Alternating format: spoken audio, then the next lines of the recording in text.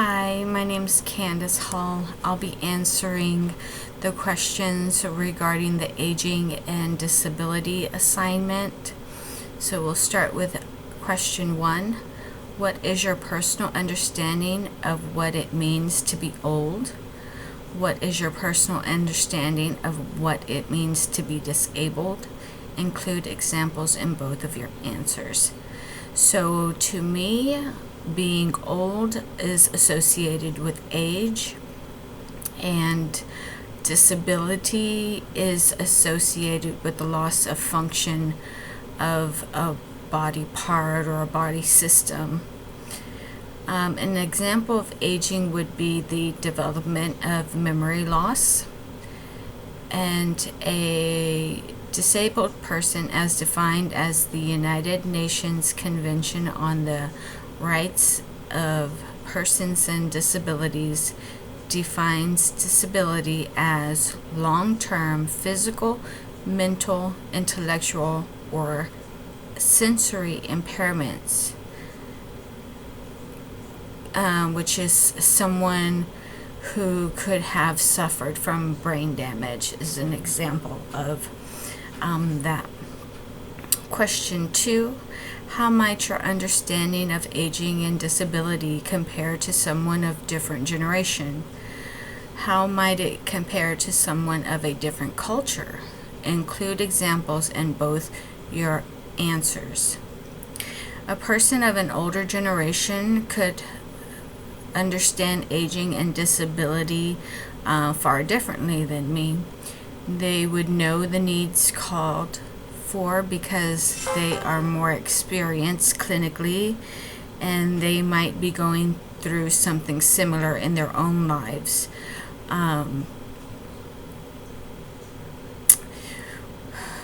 When compared to a different culture, the differences could be vast.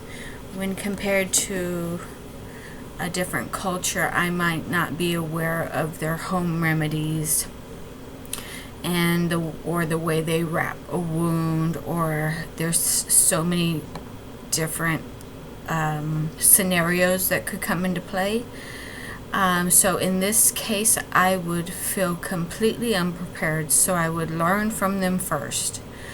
When cultures are different, I would humble myself to be respectful and to learn a new way of treating patients. Number 3. If someone in your family needed care due to aging and or disability, who would be responsible for providing that care and why?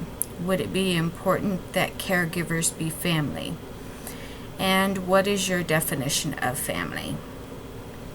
In my family, the care of another person would be left to either me or my mother, because we are both health care givers in practice and in personality. We are more caring and giving of ourselves than some other members of our family.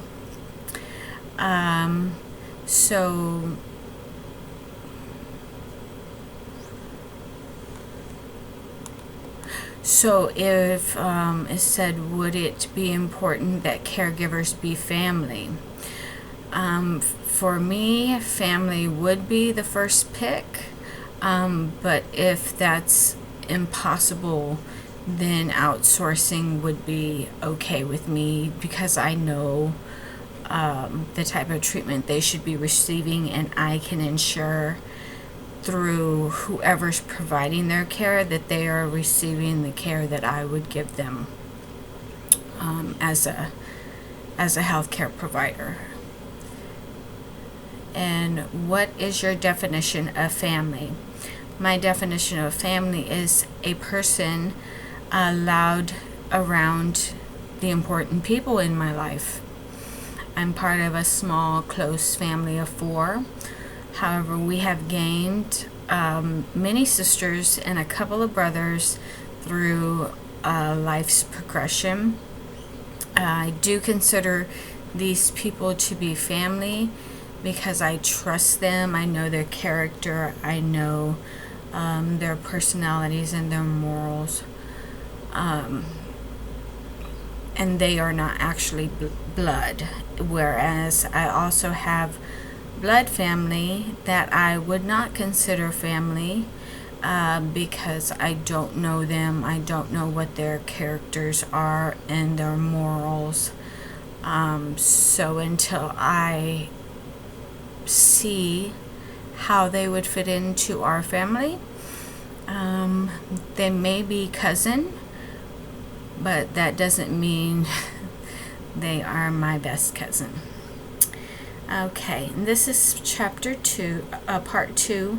It says, select one topic, either aging or disability, and address the following topics.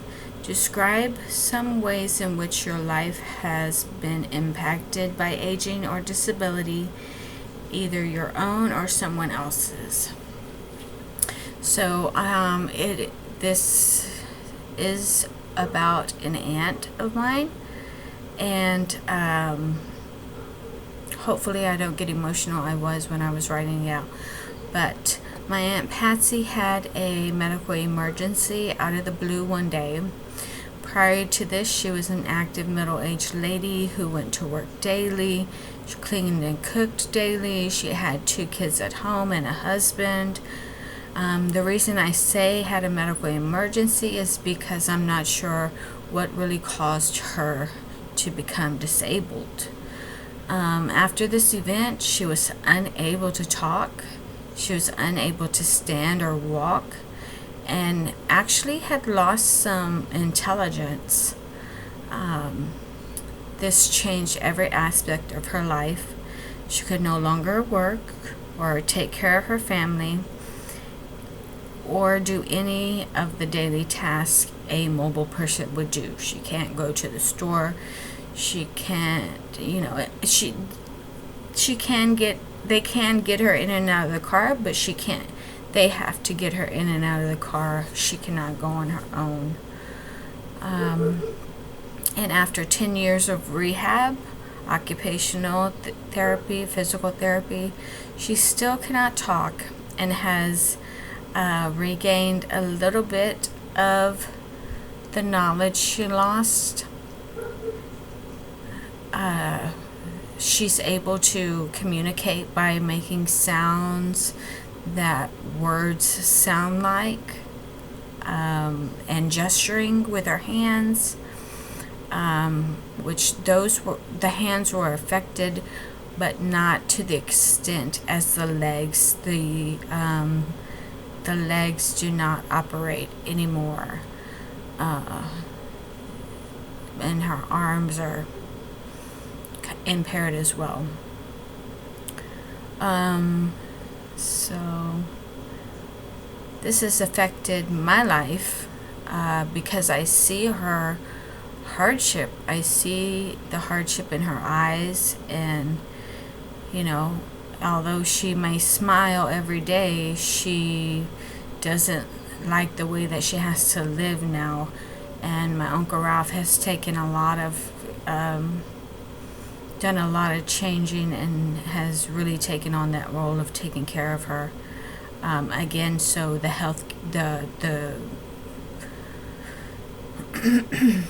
the care is given from a family member, her husband and her kids. So that's my experience in how disability really can change your whole life. And then number 2, identify at least 3 statistics that you feel provide important information on attitude towards the aging and disabled in America and their care, and explain why you selected them. List the resources you have to obtain this information at the bottom of your paper, in the last slide, or this space below your video. I referenced one here that states, this is just a rough draft of whether the unit of study be a city, a state, or a country, it is generally estimated that 1 out of 8 people has a disability. This is from the National Center of Health Statistics in 1982, Office of Technology. And then I use the reference. I choose this one for a good starting place. It's useful to have an idea of how many people we're talking about with disabilities. So 1 out of every 8 people. Okay, and then I chose the next article because it studied 12 aging white men and 12 aging black men. I thought it would be a good contrast to see how they live, how they feel about the aging process and how it affects them. So that's a good read. And then my last resource is a study about how people's attitudes about working with a disabled person is. So they did a study, and they studied how employees worked with a disabled person. Based on what you have learned so far in this course, explain how you feel we as a society can do better at addressing the social and healthcare needs of the aging or the disabled. Based on what I know, society could be doing a lot better for our aging and disabled people. These people need better and consistent health care. They need transportation to and from doctor's appointments.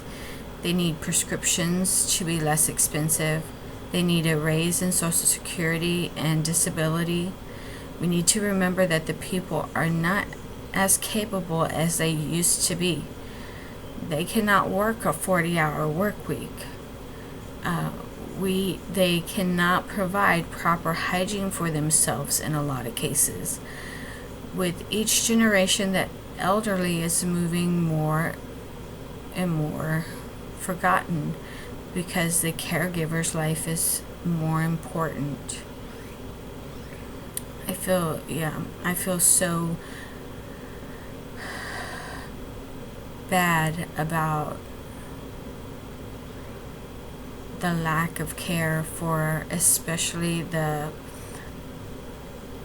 lower class people, elderly.